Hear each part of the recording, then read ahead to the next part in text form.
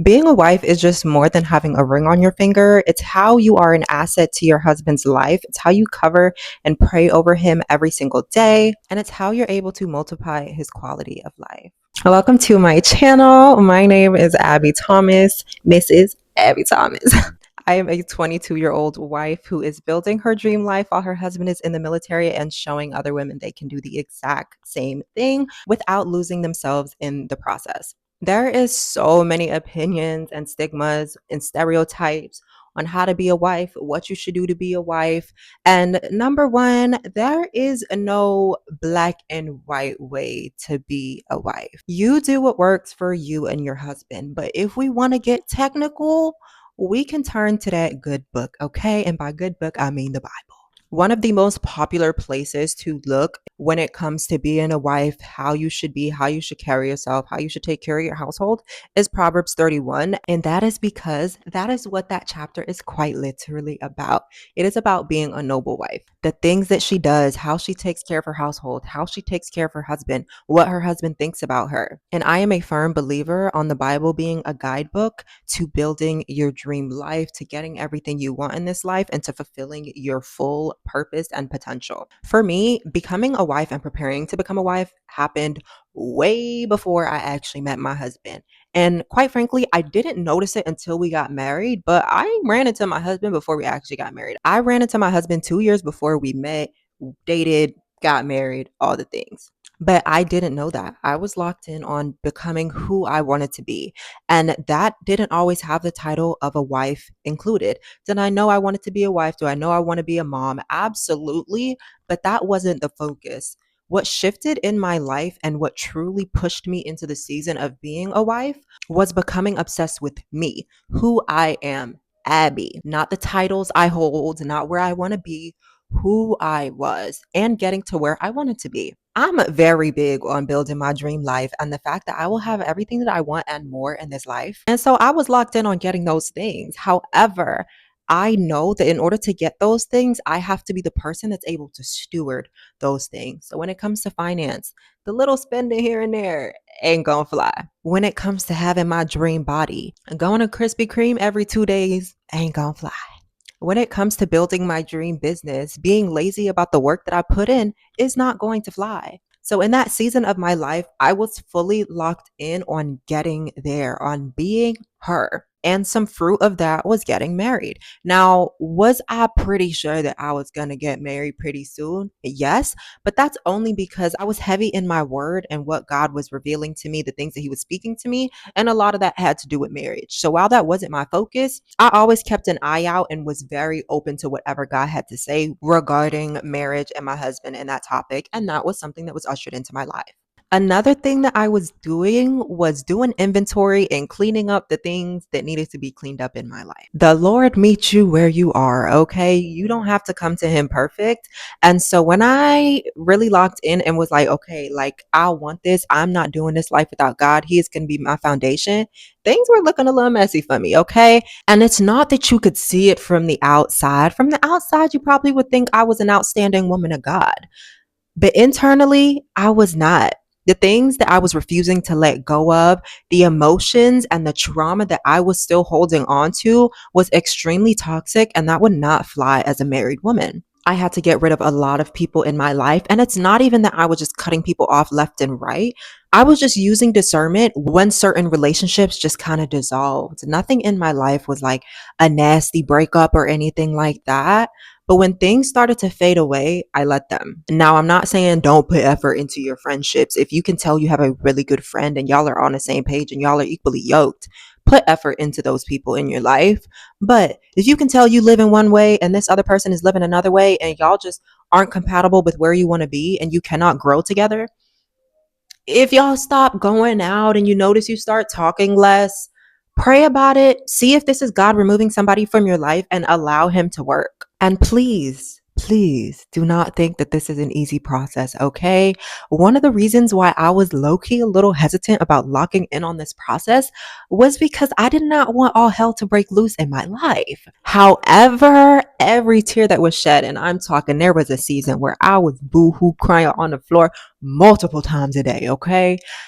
It was so worth it, and I would do it all over again. Okay. The fruit that came from it, the person I am today, the things that I have, this life that I am building, 10 out of 10. It was so worth it. Okay. Do not be afraid of going through those hard seasons because the Bible says that joy comes in the morning, baby. Okay. Weeping may endure for a night. And I promise you, it will endure for a night, but it's not going to last always. So just keep your eyes on the prize. Remain as joyful and happy as you possibly can be. Because I say that with a grain of salt. Because sometimes it was hard. Sometimes I wanted to give up. Some days I did give up, but I got back up. And it's not about how many times you fall, it's about how many times you get back up on that horse. Just remain focused and trust God. Trust His plan on your life. Trust that what's in your heart and the dreams that you have is simply God exposing you to what He has for your life. Keep your eyes on that prize. Write it out every day if you had to. That is something that I was very big on, was journaling. I probably had 3 the journals in the span of 1 year, just writing things out, writing prayers, writing vision, writing my emotions when people did me so dirty and I could have got my get back. Instead, I picked up a pen and paper and I wrote that thing out. I cried over it. I did what I needed to do. I did not internalize it. We don't internalize things over here. We don't let it just sit and snowball and then become a big thing. Write it out. I gave it to God and I went about my business. Okay. One thing that you have to do when you are locked in on this process is understand that God is in control and He's going to be the one who's working things out for you. So when something happens and you want to take the wheel and be like, no, I want my revenge, understand that that's God's job and He sees everything. And I promise you, He gonna handle and do what needs to be done. Okay, even if you don't see it happening, God don't let nothing fly, especially not for His daughters. Okay, He's in control. He's got you. And in this season, learn to keep that mouth quiet. Now, I am all for wise counsel. One thing that I did was get coaches in the areas of my life that I really wanted to be fruitful and I wanted to grow. And I am all for getting coaches. I'm 1000% pro coach. Okay. To this day, I still have coaches in the areas of my life that I really want to see flourish. However, having a coach does not mean that everyone else in your life needs to have an input. If you are going to choose one wise counsel to listen to, let that be the wise counsel that you listen to. One of the coaches that I had, she also had a community. So when it came to needing community and sharing and just venting to people, I made sure that it was within that community with women who were aligned and equally yoked and going the same place that I was going. Because I can assure you, if I were to step outside of that and share that to all the people that were in my life at the moment, the advice that they would have given me would have made me give up. I am 98% sure of that. You have to use your discernment and make sure that you're not just yapping about to everybody. Not everybody is rooting for your success. And the last thing, and probably one of my favorite things that I did to prepare for marriage and become a wife before I got the ring, was to understand the wife that I wanted to be and to understand the husband that I wanted to be. Like, I still have it to this day on my phone and I am still adding to it, but I made a very detailed, and I mean, get detailed. God can do the impossible. Before I made the list of my husband, I made a detailed list of my dream wife, like who I wanted to be as a wife. I'm talking in final form. She has reached peak.